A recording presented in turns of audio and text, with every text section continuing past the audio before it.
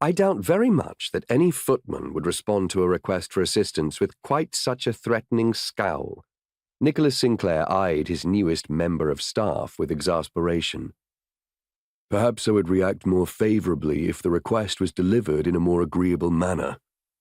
Nicholas raised his eyebrows. And neither would they respond with such a blatantly inflammatory comment. I thought you wanted his lordship to recruit me. He's not likely to do that if I'm too much the toad-eater. He won't do it if he thinks you too much the rabble-rouser either. Brandy? Tristan Bernard ran his fingers through his hair in frustration before nodding his head. He muttered, I'm not sure I'm cut out to be a servant, and prompted a rueful chuckle. I'm bloody sure you're not, Nicholas sighed, handing over a snifter of brandy. Tristan took a grateful sip. Forgive my dudgeon, he commented. I've waited a long time to expose d'Ensouis, and the whole bloody case rests on my being able to convince the bastard to recruit me. It depends on more than that, the Duke retorted. Recruiting you is just the first step. We have to prove the revisionists are operating under his leadership. Tristan Bernard had arrived at Blackmore just before dawn, and since that time had been closeted in the Duke's study.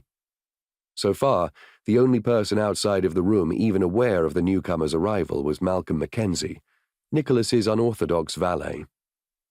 Roan told me before I left that he should be here before nightfall. When will Fitzroy arrive, Your Grace?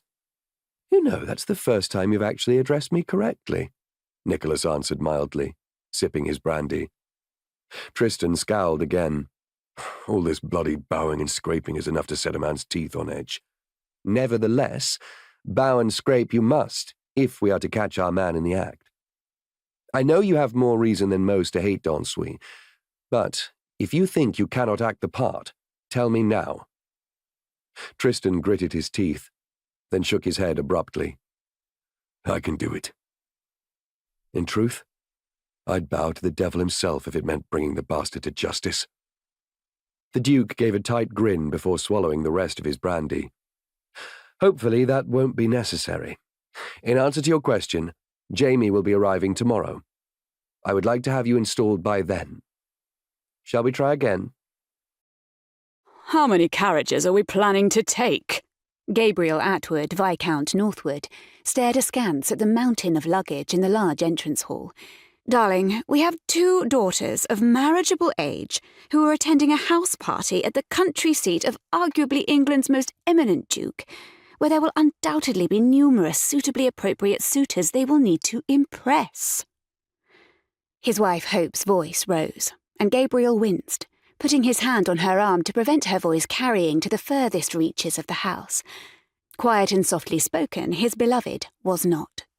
There's no need to shout, my love. You've made your point admirably.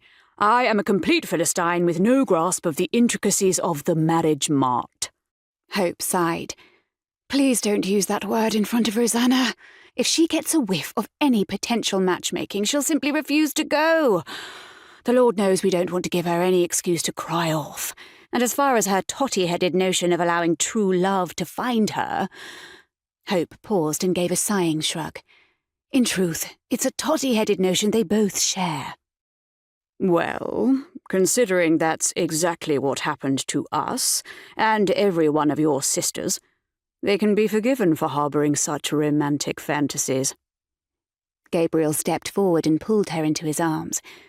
I know you are pragmatic above all things, sweetheart, but they're not yet 20. Allow them their dreams a little longer. He bent his head and touched her lips with his in the softest of kisses, before adding, And who knows, both Jenny and Mercy have made love matches, so the Shackleford magic may yet continue.